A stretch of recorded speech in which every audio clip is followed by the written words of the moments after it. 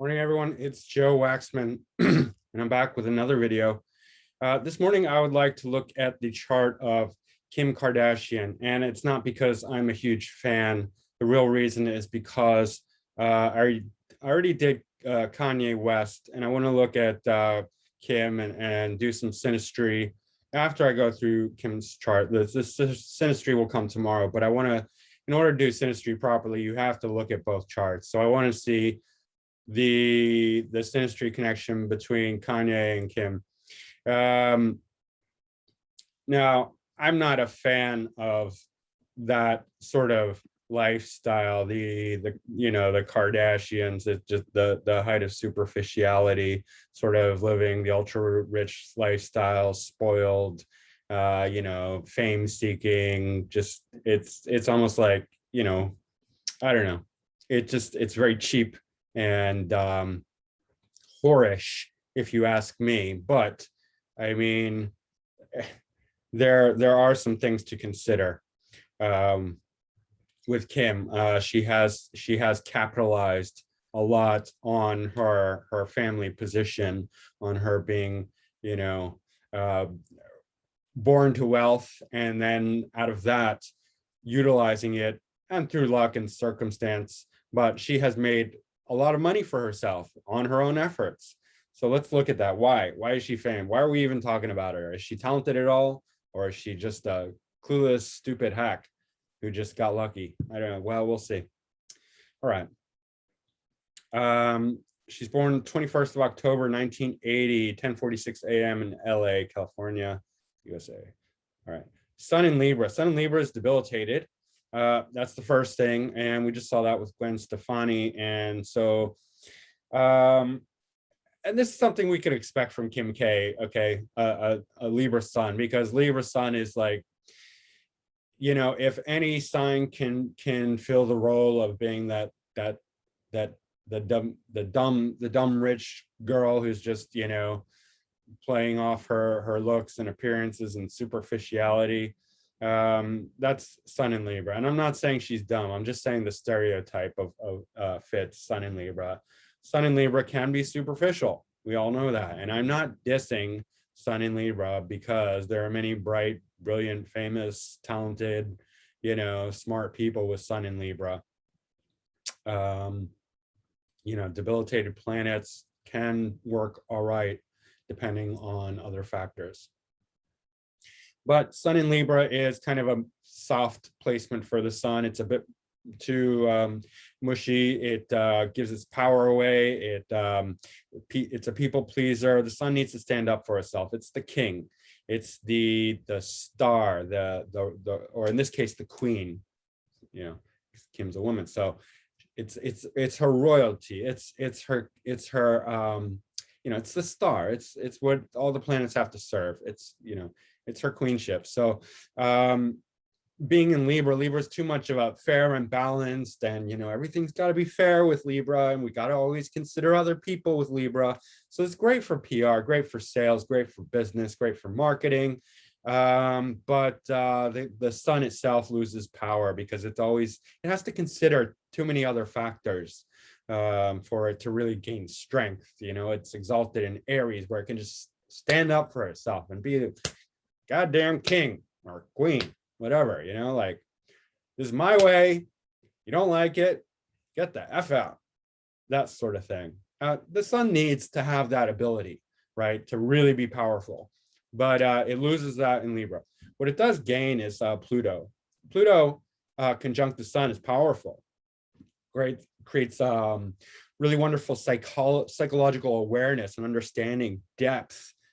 Brings the scorpionic vibe to it, like deep transformation, power, sexuality, and it brings a lot of influence to her sun. So that's good.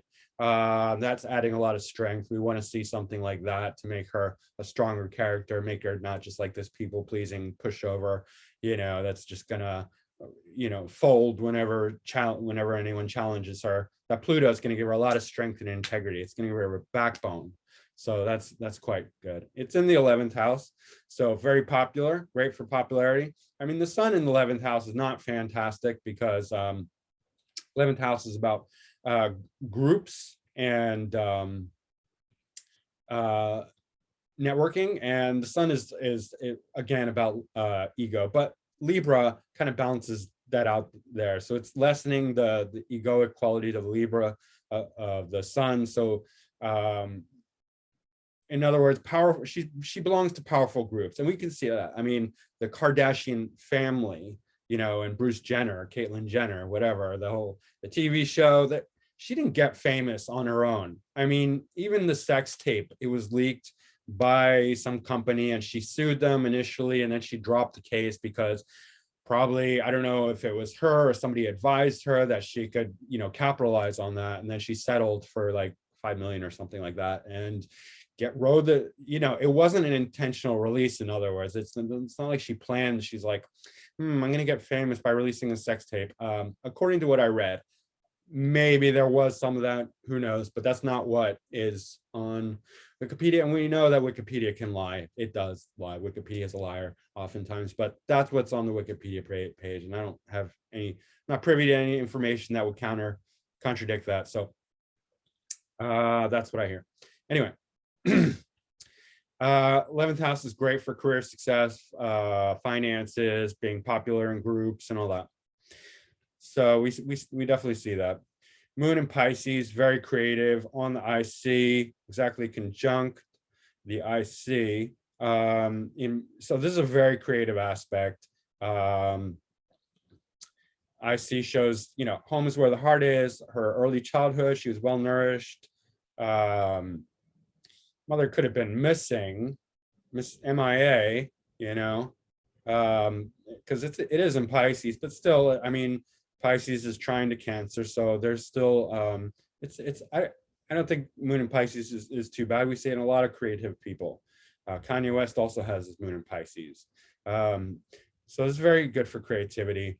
IC is also very creative, very, you know, has that nighttime influence. So creativity enhanced nighttime, right? Moon does well at nighttime.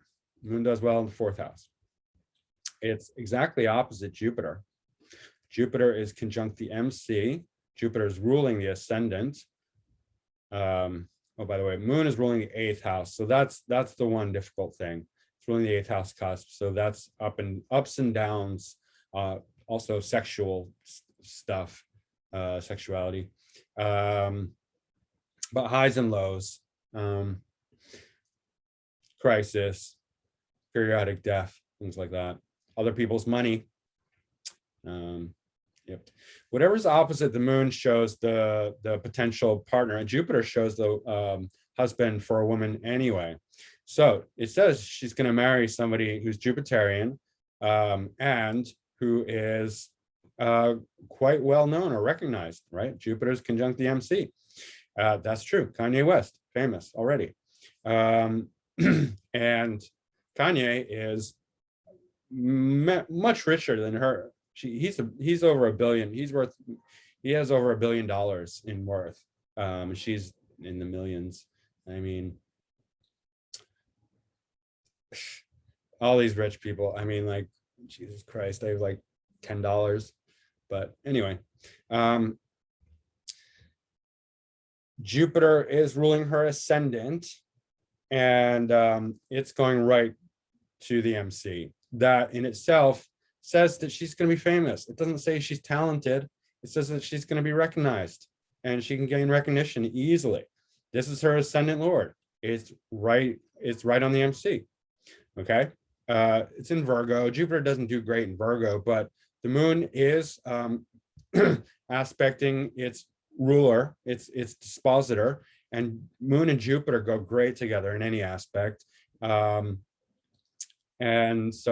Jupiter is aspecting its own sign. So it's still good, even though Jupiter in Virgo is not great. You know, and then we see that, like, okay, she did rise to fame, but her fame is speculative. It's like Do we really like Kim K? We're not sure. Some people do. A lot of people do not. I was never a fan, but here I'm just trying to be impartial and read her chart. So it is fame, but it's not like really good fame, because Jupiter is opposite. Jupiter's in detriment. Okay.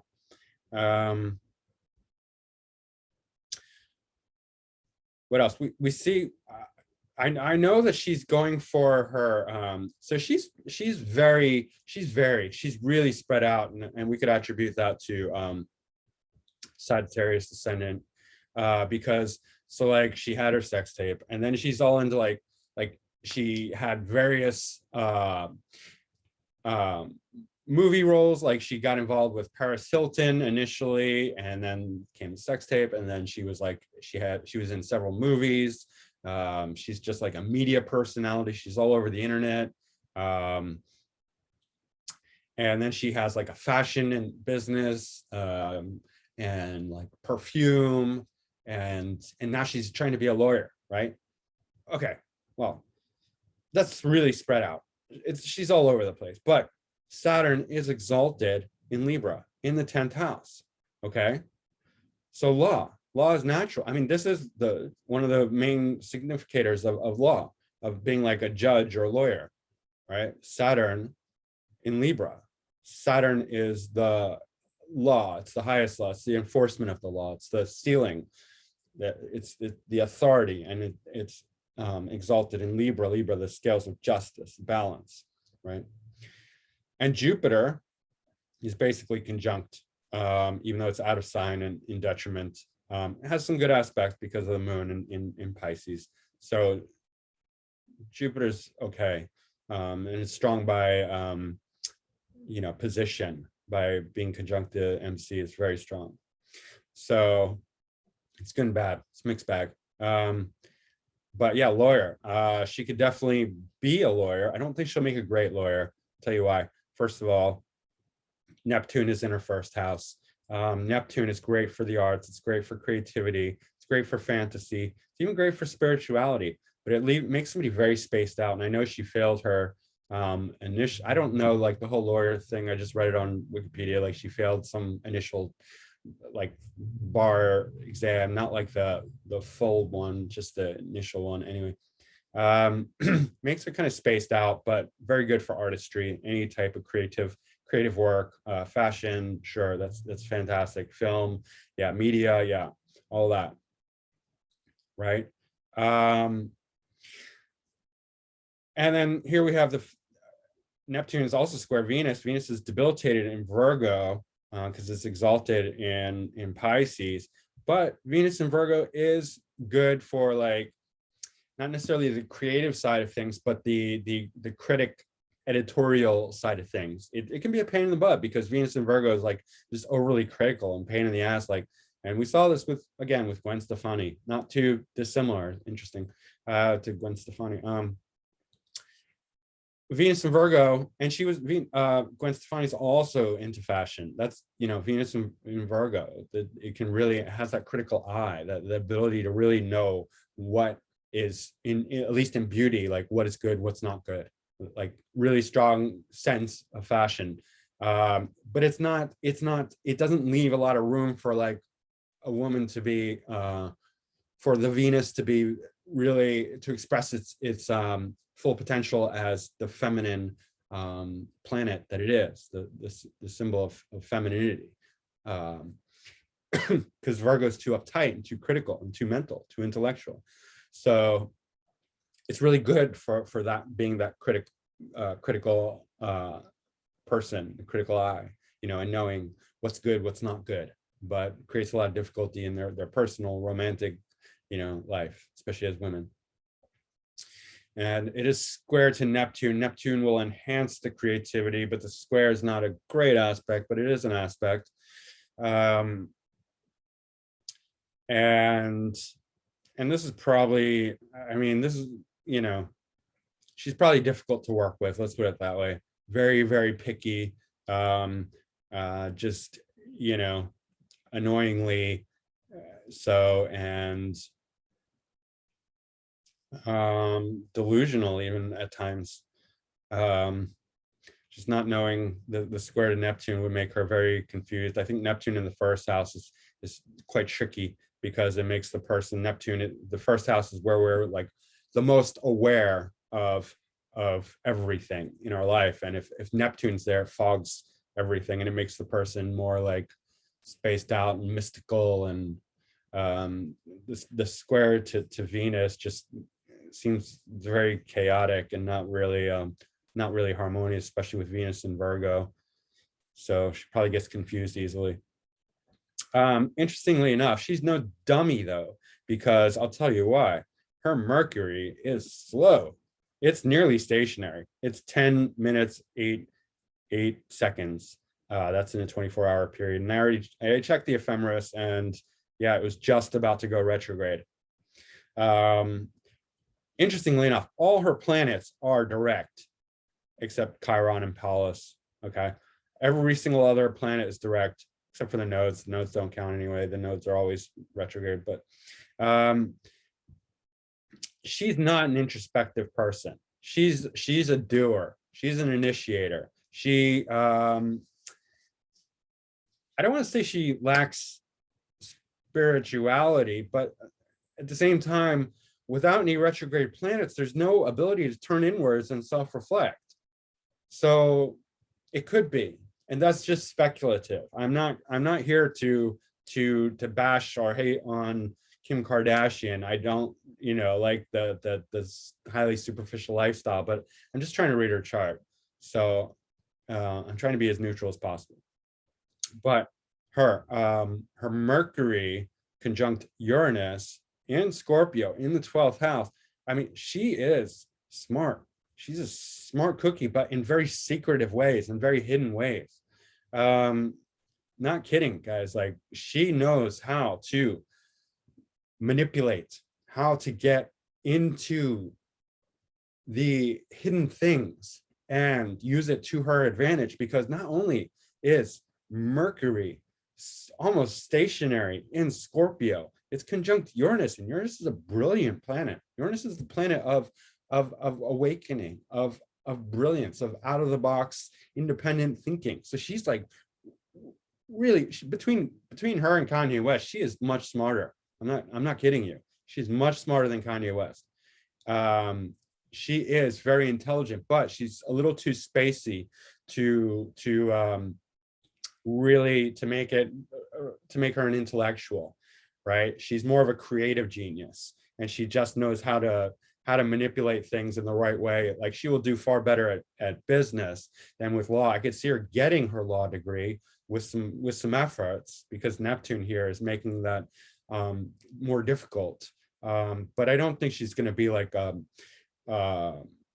powerful lawyer. Like, it could just be like almost like a pretense. Like, she'll figure out how to use being a lawyer to her advantage. I know she's an advocate for some good things. Like, she was advocating for the recognition of the Armenian genocide. She was an advocate for jail reform, getting people out of jail for nonviolent drug offenses. And those are all good things. And those are all good things that, if you have a position of influence and power, that you should try for. So I applaud her for that. At least if you're going to be like this rich, superficial girl on TV, at least use the proceeds from that to do something good. That's what I think. So she's much smarter than she appears. She's very manipulative and secretive, and can really get into the underground hidden things. I mean, I'm sure she has her nose in like all the dirt of Hollywood and famous celebrities and all of that, and knows how to manipulate it just the way she wants. I mean, she's not famous for nothing, guys. It's not easy to just, yeah, she was born into it. So, there's that, but she still manipulated her way to being, married to Kanye West and whatever. I don't know if it was manipulation, whatever it is. She did it. We're just talking about her. So, seventh lord Mercury in the 12th in Scorpio shows a foreign marriage. because 12th house can often show foreign things. And Kanye being a black man, that fits, you know. He's foreign to her, to who she is. He's a foreign type of person. And 10th Lord in the 12th house, that's showing, again, foreign career. That's interesting. She can make a lot of money in foreign lands, for sure. She could have become very famous in other countries, worldwide even. Yeah, that's interesting. Hidden secret things, and also obviously Scorpio's dealing with sex, and Mercury's dealing with media. So like the sex tape, that's very shocking, you know, shocking media in Scorpio, hidden bed pleasures, sex tape, right? That's very evident right there. Mars in the 12th, but it's still influencing the first house cusp, the ascendant. Mars in Sag is fine. And let's see, what houses is it rolling? It's ruling the 5th house, and obviously the 12th house. Okay, it's very creative. This is a very creative aspect again. Yep, not much to say about that. All right, South Node in Aquarius, 2nd house. Her early childhood was very, first half of her life was very unique, eclectic, strange, weird. But she's going into Leo in the 8th house, moving into the 9th house. It's not very 8th house, it's more like 9th house. So I think we're going to see more of her as she gets older. Right now she's I guess like what, 20, sorry, not 20, she's 40 in October 21st, so we're not even there yet. What would that make her, 41? It's a little early in the morning for me to be a mathematician. Anyway, she's around that age where the North Node is becoming fully activated, let's say. So it's in Leo and the 9th house. So 9th house would relate to her aspirations to be a lawyer. Leo, fame, she's probably going to become more famous and more powerful, believe it or not, as she gets older, right? I do not believe we've seen the last of Kim K, because North Node in Leo, you know, 9th house, I'm calling it 9th house because it's the 9th sign and it's conjuncting the 9th house cusp. Yeah, that's fame and higher studies, even religion and philosophy. I mean, she could, one of the interesting things about North Node in the 9th house is that they can belong to foreign religions, or they can even invent their own philosophy or a cult. So she could be very influential in and develop, who knows how it's going to play out, but I mean, she could just, you know, go and, you know, become a lawyer and then do all kinds of stuff, you know, be, I don't know, influential, famous media lawyer advocating for prison reform. I don't know, stuff like that. But she's got squares to her nodes. First of all, I mean, Chiron and then Mercury secondary. But see this big square?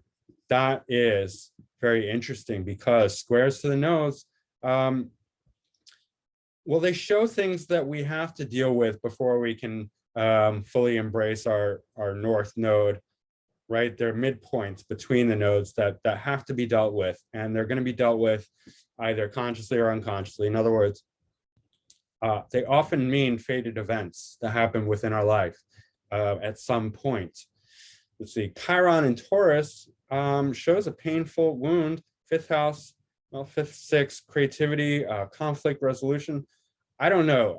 I wonder if this has to do with the sex tape. I mean, Taurus obviously not, but this does, and it's opposite. And they're here. We media, Mercury's media, Scorpio is sex, 12th house is hidden things, and then Chiron and Taurus, the opposite, 5th, 6th house, the conflict around that. I don't know. I think there's something to that. She could have been, we don't know what it was like for her. I mean, she might have been extremely embarrassed. It could have been extremely painful. And that could have represented this Chiron. Chiron's retrograde, by the way. This is her one, and this Pallas Athena. But Chiron is more significant here because it's, well, Pallas is opposite the sun, so that is also significant.